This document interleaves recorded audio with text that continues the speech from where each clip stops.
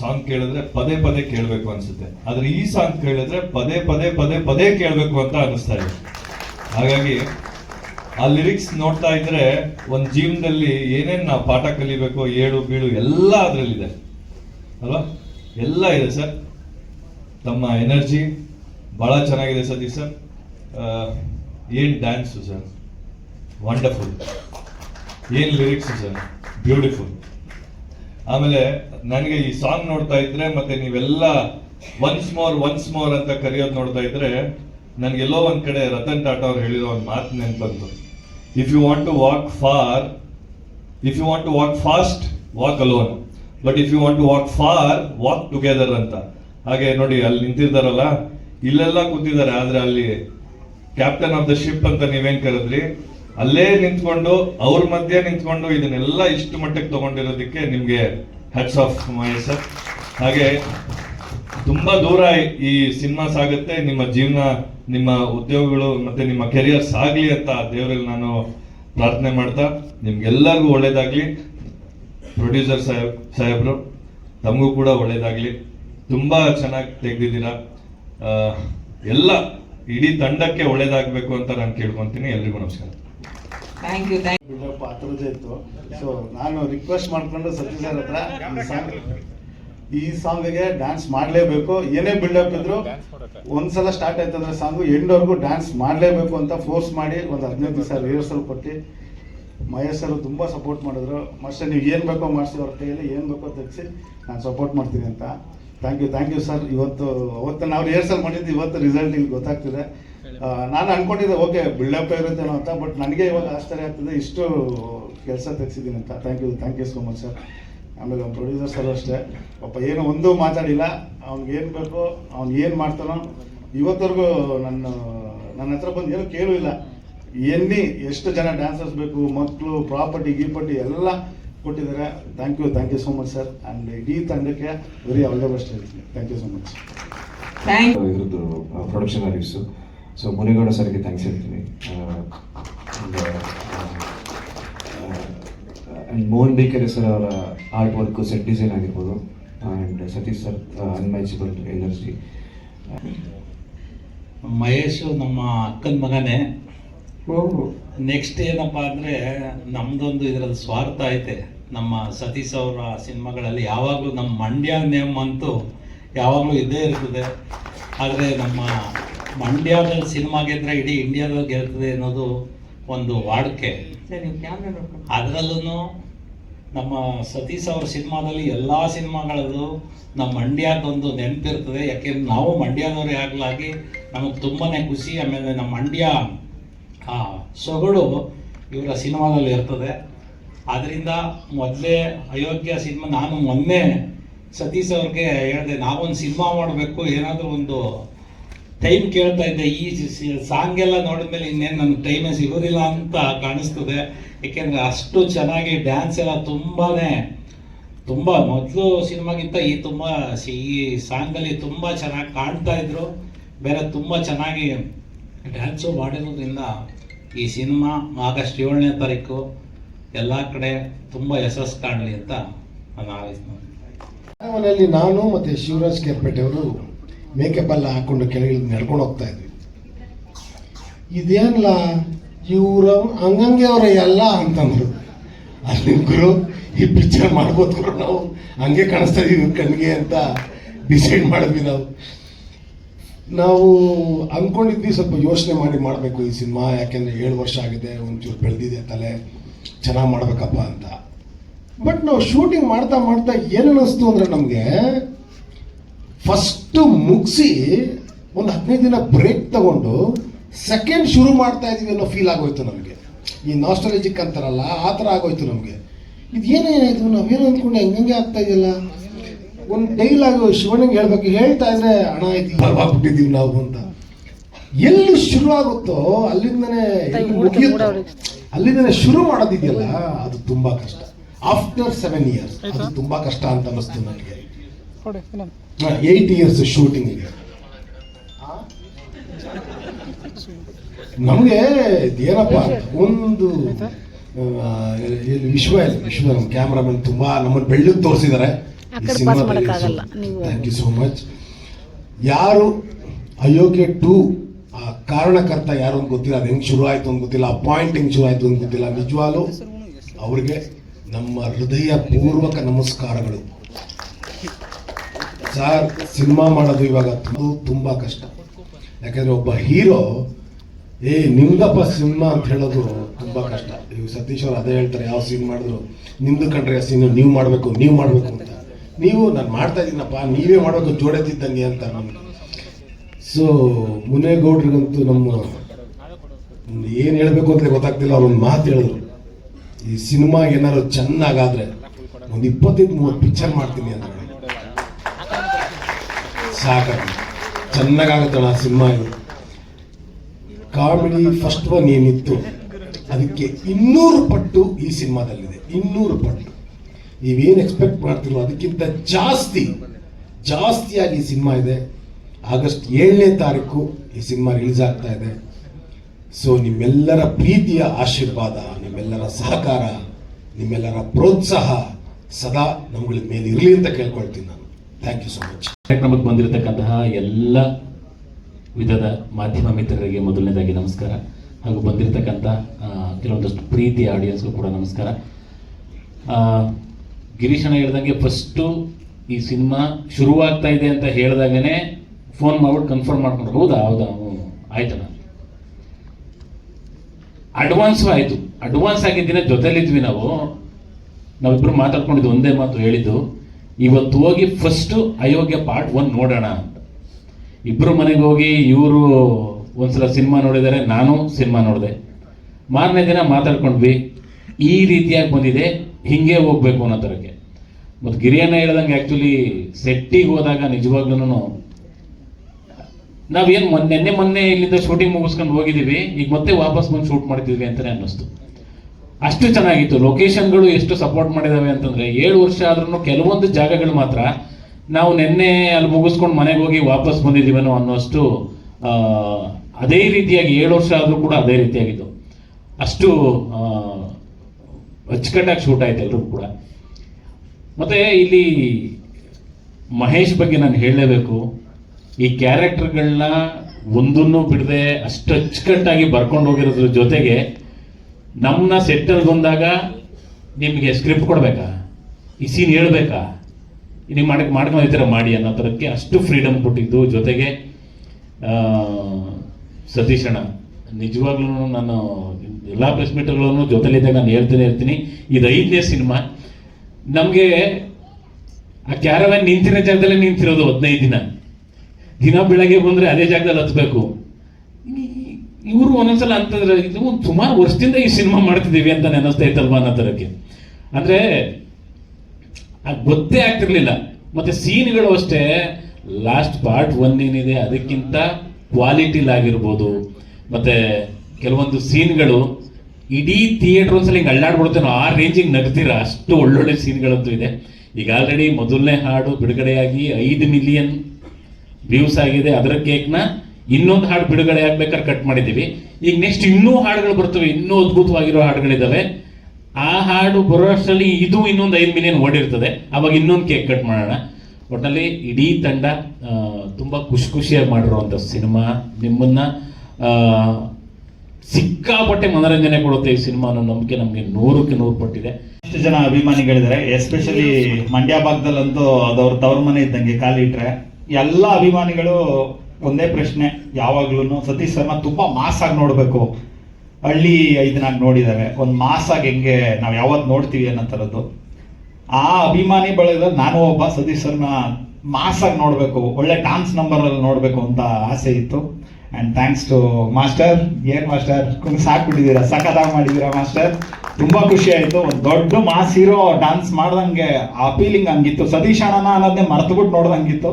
Satish sir ಸಖತ್ತಾಗಿ ಮಾಡಿದ್ದೀರಾ dance, ಆ ನಿಮ್ಮ ಶ್ರಮ ಕಾಣಿಸ್ತಾ ಇದೆ. And DOP sir amazing work. And entire team ಅಂದರೆ ನನಗೆ ಅಯೋಗ್ಯ ಒಂದಲ್ಲಿ ಗೆಳೆಯಿಂದ ನಂದು ಜರ್ನಿ ತುಂಬ ಲಾಂಗ್ ಜರ್ನಿ, ತುಂಬ ಕಷ್ಟಪಟ್ಟು ಇವತ್ತು ಈ ಸ್ಥಾನಕ್ಕೆ ಬಂದಿರೋದು. ಸೊ ಅಯೋಗ್ಯ 1 ಮೆಮೊರೀಸ್ಗಳೆಲ್ಲ ಅಯೋಗ್ಯ 2 ಸ್ಟಾರ್ಟ್ ಮಾಡೋಣ ಅಂದಾಗ ನನಗೆ ತಲೆಯಲ್ಲಿ ಓಡ್ತಾನೆ ಇತ್ತು. ಅಯೋಗ್ಯ ಒಂದು ಸಿನಿಮಾದ ಎಲ್ಲ ಹಾಡುಗಳನ್ನು ನೀನೇ ಬರೀಬೇಕು ಗೆಳೆಯ ಅಂತ ನಾನು ಯೂಶ್ವಲ್ ಆಗಿ ನನ್ನ ಸಿನಿಮಾ ಹಾಡುಗಳನ್ನ ಬರ್ಕೊತಾ ಇದ್ದೆ. ಮೊದಲನೇ ಬಾರಿಗೆ ಅಯೋಗ್ಯ ಒಂದು ಬರೆದಾಗ ತುಂಬ ಚಾಲೆಂಜಸ್ ಇತ್ತು, ಅದನ್ನೆಲ್ಲ ಬ್ರೇಕ್ ಮಾಡಬೇಕಿತ್ತು. ಅಯೋಗ್ಯ 2 ಅಂದ್ಕೊಂಡಾಗ ಒನ್ಸ್ ಅಗೇನ್ ಮತ್ತೆ ತುಂಬ ದೊಡ್ಡ ಚಾಲೆಂಜು. ಆಗಲೇ ಲಾಸ್ಟ್ ಪ್ರೆಸ್ ಮೀಟಲ್ಲಿ ನಾವು ಮಾತಾಡೋಕ್ಕಾಗಲ್ಲ, ಪ್ರಶ್ನೆ ಕೇಳಿದ್ರು 7 ವರ್ಷ ಬೇಕಿತ್ತು ಆ ಸಿನಿಮಾ ಮಾಡೋಕ್ಕೆ ಅಂತ. ಕೆಲವೊಂದು ಸಿನಿಮಾಗಳೇ ಹಂಗೆ ಡೆಸ್ಟಿನಿ ಬರೆದ್ಬಿಟ್ಟಿರುತ್ತೆ, ಯಾವಾಗ ಮುಹೂರ್ತ ಆಗಬೇಕು, ಯಾವಾಗ ರಿಲೀಸ್ ಆಗಬೇಕು, ನಾವು ಬರೀ ಪ್ರಯತ್ನ ಪಡ್ತಾ ಇರ್ತೀವಿ ಅಷ್ಟೇ. ಸೊ ತುಂಬ ಸಿನಿಮಾ ಮಾಡೋದು ತುಂಬ ಕಷ್ಟದ ಕೆಲಸ, ಪ್ಯಾಷನೇಟಾಗಿ ಸಿನಿಮಾ ಮಾಡೋದು ಇನ್ನೂ ತುಂಬ ಕಷ್ಟದ ಕೆಲಸ. ಸೊ ಇಲ್ಲಿ ನೋಡಿದ್ರೆ ಗೊತ್ತಾಗುತ್ತೆ, ಇಡೀ ತಂಡ ತುಂಬ ಪ್ಯಾಷನೇಟಾಗಿ ವರ್ಕ್ ಮಾಡಿದ್ದಾರೆ, ತುಂಬ ಕಷ್ಟಪಟ್ಟು ಇಷ್ಟಪಟ್ಟು ಸಿನಿಮಾ ಮಾಡಿದ್ದಾರೆ. ಹಂಗೆಲ್ಲ ಮಾಡಿದ್ರೇ ಈ ಥರ ಔಟ್ಪುಟ್ ಬರೋಕ್ಕೆ ಸಾಧ್ಯ ಅಂತ ನನ್ನ ಭಾವನೆ ಆ್ಯಸ್ ಎ ನಿರ್ದೇಶಕ ಆಗಿ, ಬರಹಗಾರ ಆಗಿ. ಆ್ಯಂಡ್ ಈ ಸಂದರ್ಭದಲ್ಲಿ ನಾನು ಅರ್ಜುನ್ ಜನ್ಯ ಸರ್ಗೆ ಧನ್ಯವಾದ ಹೇಳ್ತೀನಿ. ಯಾಕಂದರೆ ಕಂಪೋಸಿಂಗ್ ಟೈಮಲ್ಲಿ ಒಂದು ಸಾಂಗ್ ದೊಡ್ಡ ಮಾಸ್ ಸ್ಟಾರ್ಗೆ ಮಾಡೋ ಥರ ಒಂದು ಸಾಂಗ್ನ ಕಂಪೋಸ್ ಮಾಡಿದ್ದಕ್ಕೆ, ಅದು within a fraction of second ಅಂತಲೇ ಅನ್ಬೋದು. ಸುಮ್ಮನೆ ನಾನು ಗೆಳೆಯ ಕಾನ್ಸೆಪ್ಟ್ ಡಿಸ್ಕಷನ್ ಮಾಡಿಕೊಂಡು ಗೆಳೆಯರ ಬಗ್ಗೆ ಹೇಳೋದಾದ್ರೆ ಅವ್ನಿಗಿರೋ ಕ್ಲಾರಿಟಿ ಇದೇ ಥರನೇ ತೋರಿಸ್ಬೇಕು. ಸತೀಶ್ ಸರ್ಗೆ ಅಭಿಮಾನಿ ಬಳಗ ಏನು ದೊಡ್ಡದಿದೆ ಅನ್ನೋದು ಆಲ್ಮೋಸ್ಟ್ ಅಲ್ಲಿ ಎಲ್ರಿಗೂ ಗೊತ್ತು. ಅದ್ರಲ್ಲಿ ಮೊದಲನೇ ಅಭಿಮಾನಿ ಬಹುಶಃ ಗೆಳೆಯನೇ ಇರಬೇಕು. ಯಾಕಂದ್ರೆ ಕನಸು ಮನ್ಸಲ್ಲೆಲ್ಲ ಬರೀ ಸತೀಶ್ ಸರ್ ಅವ್ನಿಗೆ ಮೋಸ್ಟ್ಲಿ ಬ್ಲಡ್ ಒಳಗೂ ಓಡ್ತಾ ಇರ್ತದೆ. ಆ ರೀತಿ ಎದೆ ಒಳಗೆ ಹಾಕೊಂಡು ಮಾಡಿರೋದು ಸಿನಿಮಾ. ಗೊತ್ತಾಗುತ್ತೆ ಪ್ಯಾಷನ್ನು, ಯಾವ ಬಟ್ಟೆ ಹಾಕ್ಸ್ಬೇಕು, ಯಾವ ಥರ ಸ್ಟೆಪ್ ಹಾಕಿಸ್ಬೇಕು, ಹೆಂಗ್ ನಡ್ಕೊಂಬಂದ್ರೆ ಹೆಂಗಿರುತ್ತೆ. ಆ ಬೋಲ್ಟ್ ಕ್ಯಾಮ್ರಾನು ಅಷ್ಟೇ ಬಿಟ್ಟಿಲ್ಲ, ಬರೋ ತನಕನೂ ನಿದ್ದೆ ಮಾಡಿಲ್ಲ. ಗೆಳೆಯ ಬರುತ್ತೆ ಬೋಲ್ಟಲ್ಲೇ ತೆಗಿಬೇಕು ಅಂತ. ಅಂದರೆ ಆ್ಯಸ್ ಎ ಟೆಕ್ನಿಷಿಯನ್ ಆಗಿ ನಂಗೆ ಗೊತ್ತಿರುತ್ತೆ ನಾವು ಇಷ್ಟು ಆರಾಧಿಸ್ತೀವಿ ಹೀರೋಗಳನ್ನ, ಎಷ್ಟು ಪ್ರೀತಿಸ್ತೀವಿ ಅಂತ. ಅದರಿಂದಾಗಿ ಔಟ್ಪುಟ್ ಅದ್ಭುತವಾಗಿ ಬಂದಿದೆ. ಆ್ಯಂಡ್ ಅರ್ಜುನ್ ಜನ್ಯ ಸರ್ ಬಗ್ಗೆ ಹೇಳ್ತಾ ಇದ್ದೆ, ಸೂಪರಾಗಿ ಮಾಡಿದ್ದಾರೆ ಮ್ಯೂಸಿಕ್ಕು. ಆ ಮ್ಯೂಸಿಕ್ಕಿಂದನೇ ನಾನು ಅದಕ್ಕೆ ಜೀವ ಕೊಡೋಕ್ಕೆ ಸಾಧ್ಯ ಆಯಿತು, ಅಂದರೆ ಬರೆಯೋದಕ್ಕೆ ಸಾಧ್ಯ ಆಯಿತು. ಆ್ಯಂಡ್ ಅಂತೋನಿದಾಸ್ ಸರ್ ಅವರು ಹಾಡಿರೋ ಎಲ್ಲ ಹಾಡುಗಳಲ್ಲೂ ಒಂದು ವೈಬ್ ಇರುತ್ತೆ, ಎನರ್ಜಿ ಇರುತ್ತೆ. ಅವ್ರ ವಾಯ್ಸಲ್ಲಿರೋ ಅಂಥ ಆ ಟೆಕ್ಸ್ಚರೇ ಹಂಗಿದೆ, ತುಂಬ ಅದ್ಭುತವಾಗಿ ಹಾಡಿದ್ದಾರೆ. ಆ್ಯಂಡ್ ಎಂಟೈರ್ ಟೀಮ್ ಎಲ್ರಿಗೂ ಕೂಡ ನಾನು ನನ್ನ ಕಡೆಯಿಂದ ಅಭಿನಂದನೆ ತಲುಪಿಸ್ತೀನಿ. And Giriyanna super. ಓಕೆ, ನನಗೆ ಈ ಪ್ರಾಜೆಕ್ಟ್ ನಯನ್ ಮತ್ತು ಮಹೇಶ್ ಅವ್ರು ಬರ್ತಾರೆ. ಈ ಥರ ಅಯೋಗ್ಯ ಸಿನಿಮಾ ಮಾಡಬೇಕು ಅಂತ ಹೇಳಿದಾಗ ನನ್ನ ಕಥೆನೂ ಏನೂ ಕೇಳಲಿಲ್ಲ, ನಾನು ಎಸ್ ಅಂತ ಹೇಳ್ಬಿಟ್ಟು ಹೇಳ್ತೀನಿ ಅವ್ರಿಗೆ. ಏನಕ್ಕೆ ಅಂದರೆ ಅಯೋಗ್ಯ ಒಂದು ಸಿನಿಮಾನೂ ನೋಡಿರಲಿಲ್ಲ ನಾನು. ಆ ಸಾಂಗ್ಗಳು ಹಿಟ್ಟಾಗಿತ್ತಲ್ವ, ಹಂಗಾಗಿ ಮಾಡೋಣ ಮಹೇಶ್ ಅಂತ ಹೇಳ್ಬಿಟ್ಟು ಸ್ಟಾರ್ಟ್ ಮಾಡಿದ್ವಿ. ಆ ನಂಬಿಕೆ ಇವತ್ತು ನನಗೆ ಲಾಸ್ಟ್ ಸಾಂಗ್ ರಿಲೀಸ್ ಆಗಿತ್ತು ಮತ್ತು ಇವತ್ತು ಇವೆರಡೂ ನೋಡಿದಾಗ ನನಗೆ ಆ ನಂಬಿಕೆ ಉಳಿದಿದೆ ಅಂತ ಹೇಳ್ಬಿಟ್ಟು ನಾನು ಹೇಳಕ್ಕೆ ಇಚ್ಛೆ ಪಡ್ತೀನಿ.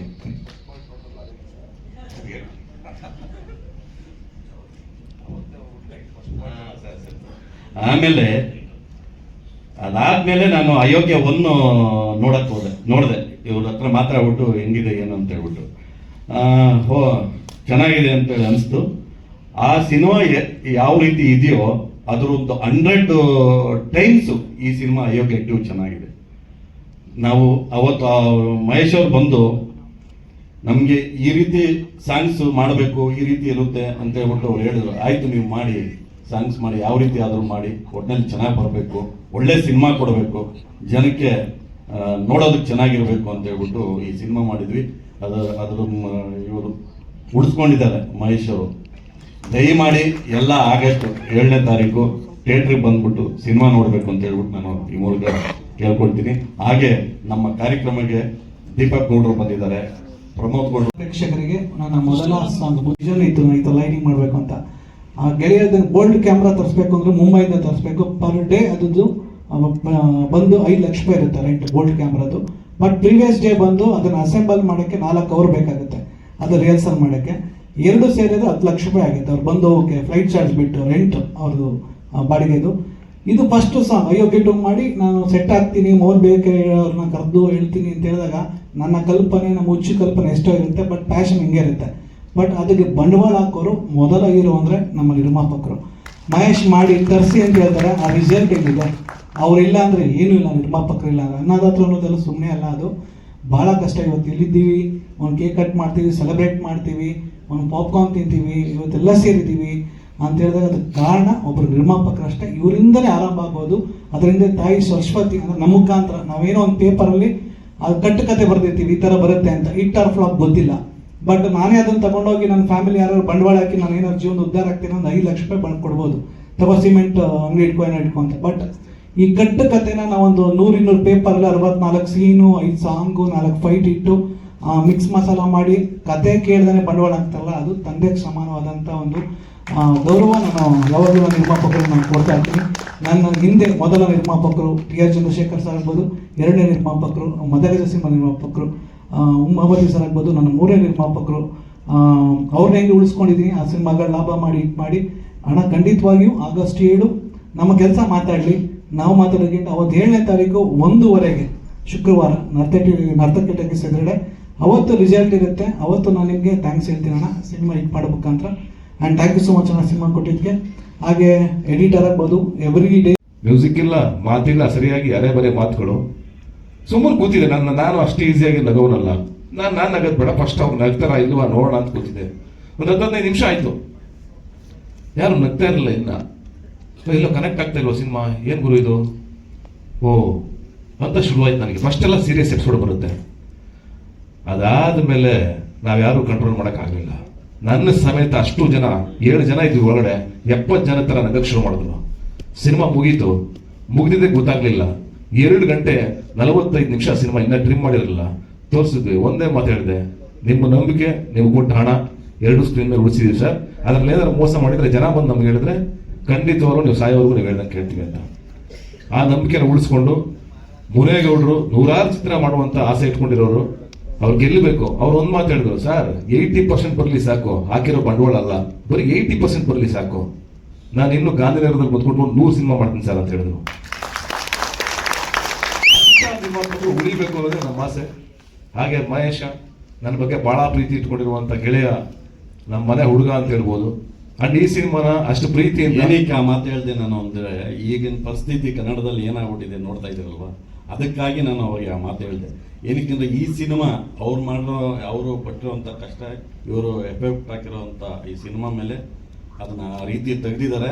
ಖಂಡಿತ ಈ ಸಿನಿಮಾ ಇನ್ನೊಂದು ಸ್ಥಾನಕ್ಕೆ ಹೋಗುತ್ತೆ ಅಂತೇಳಿ, ಕನ್ನಡ ಇಂಡಸ್ಟ್ರಿಯಲ್ಲಿ ಇನ್ನೊಂದು ಸ್ಥಾನಕ್ಕೆ ಹೋಗುತ್ತೆ ಅಂತೇಳಿ ನಾನು ಹೇಳಕ್ಕೆ ಇಚ್ಛೆ ಪಡ್ತೀನಿ. ಇವರು ಇನ್ನೊಂದು ಮಟ್ಟಕ್ಕೆ ಬೆಳೀತಾರೆ ಇಬ್ರು ಅಂತ ಹೇಳ್ಬಿಟ್ಟು ನಾನು ಹೇಳಕ್ಕೆ ಇಚ್ಛೆ ಪಡ್ತೀನಿ ಈ ಸಿನಿಮಾಯಿಂದ. ಹಾಗೆ ಮಹೇಶ್ ಬಗ್ಗೆ ನಾನು 2 ಮಾತು ಹೇಳಲೇಬೇಕು. ಅವನು ಹಂಗೆ ಪಾಪ ಸಾಕಷ್ಟು ಅವಮಾನಗಳು, ಹಳ್ಳಿಯಿಂದ ಬಂದವನು ಎಲ್ಲೋ ಒಂದು ಇಂಗ್ಲಿಷ್ ಮಿಸ್ ಆದ್ರೆ ಅದನ್ನು ಟ್ರೋಲ್ ಮಾಡಿ, ಅವನ ಬಗ್ಗೆ ಬಾಯಿಗೆ ಬಂದಂಗೆ ಮಾತಾಡಿ, ಅದನ್ನೇ ಇಟ್ಕೊಂಡು ಮೆರವಣಿಗೆ ಮಾಡಿ, ಅವನ ದಡ್ಡ ಅನ್ನೋ ಥರನೋ ಇನ್ನೊಂದು ಥರನೋ ಏನೇನೋ ಪೋಟ್ರೆ ಮಾಡ್ತಾ. ಎಷ್ಟು ಜನ ಬುದ್ಧಿವಂತರು. ನಾನು ಅವತ್ತು ಎಜುಕೇಶನ್ ಅಂದಿದ್ದೆ, ಆ ಎಜುಕೇಶನ್ ಅಲ್ಲ, ಸಿನಿಮಾ ಜ್ಞಾನ ಬೇಕು ಅಂತ ನಾನು ಹೇಳಿದೆ. ಅವತ್ತು ಕಾಂಟ್ರವರ್ಸಿ ಆಯಿತು, ಅದನ್ನೇ ಹೇಳಿದ್ದು. ನಾನು ಅವನೆಲ್ಲ ಏನು ಡಿಗ್ರಿ ಮಾಡಿದವರಲ್ಲ, ಬಟ್ ಬಂದು ಯಾವುದೋ ಊರಿಂದ ಒಂದು ಹಳ್ಳಿಯಿಂದ 10 ವರ್ಷ ಸಿನಿಮಾ ಕಲ್ತಿದ್ದಾನೆ ಅವನು. 15 ವರ್ಷ ಮಣ್ಣೋತಿದ್ದಾನೆ ಸಿನಿಮಾದಲ್ಲಿ. ಟೀ ಕಾಫಿ ಕೊಡೋದ್ರಿಂದ ಪ್ರತಿಯೊಂದರಲ್ಲೂ ನಿಂತಿದ್ದಾನೆ. ಸಣ್ಣ ಪುಟ್ಟ ತಪ್ಪುಗಳಾಗ್ತವೆ, ಕ್ಷಮಿಸ್ಕೊಂಡು ಮುಂದಕ್ಕೆ ಹೋಗ್ಬೇಕು. ಮನುಷ್ಯ ಹಂಗೆ ಅಲ್ವಾ, ನಮ್ಮ ತಾಯಿ ಇಂಗ್ಲಿಷ್ ಬರಲ್ಲ ಹಂಗಂತ ಗ್ರೇಟ್ ಅಲ್ವಾ? ಆ ವಿಚಾರಗಳನ್ನ ಇಟ್ಕೊಂಡು ಒಬ್ಬ ವ್ಯಕ್ತಿನ ತುಳಿದ್ಬಿಟ್ರೆ, ಸಪ್ರೆಸ್ ಮಾಡ್ಬಿಟ್ರೆ ಎದ್ದೇಳಿದಂಗೆ ಜನ. ಹಂಗೆ ನಾನು ಅವನಲ್ಲಿ ಕಂಡಿದ್ದ ಅವತ್ತು ಅಯೋಗ್ಯ ಅಂತ ಸ್ಕ್ರಿಪ್ಟ್ ತಗೊಂಡ್ಬಂದಾಗ ಅವ್ನ ಸ್ಕ್ರಿಪ್ಟ್ ಕಾಣಿಸ್ತು, ಅವ್ನ ಕೆಲಸ ಕಾಣಿಸ್ತು ನನಗೆ, ಬಾ ಸಿನಿಮಾ ಮಾಡೋಣ ಅಂತಂದ್ರೆ ನಿಂತ್ಕೊಂಡೆ. ಸರ್ ಎಷ್ಟು ಜನ ತುಂಬಾ ಓದ್ಕೊಂಡ್ರು, ಎಷ್ಟು ಫೇಲ್ಯೂರ್ಗಳನ್ನ ಕೊಟ್ಟಿರುವ ಸಿನಿಮಾ ಇಂಡಸ್ಟ್ರಿನಲ್ಲಿ. ಆಯ್ತು, ಅವನ ಅವಿದ್ಯಾವಂತ ಅಂತ ಕಲ್ಬಿಟ್ಟು ಕನ್ಸಿಡರ್ ಮಾಡೋದಾದ್ರೆ, ನೀವು ನನ್ನ ಅವಿದ್ಯಾವಂತ ಕನ್ಸಿಡರ್ ಮಾಡೋದಾದ್ರೆ ಸರಿ, ನಾವು ಅಯೋಗ್ಯ ಅಂತ ಒಂದು ಸಿನಿಮಾ 100 ದಿವಸ ಕೊಟ್ಟವಲ್ಲ, ಆಯ್ತಲ್ವಾ?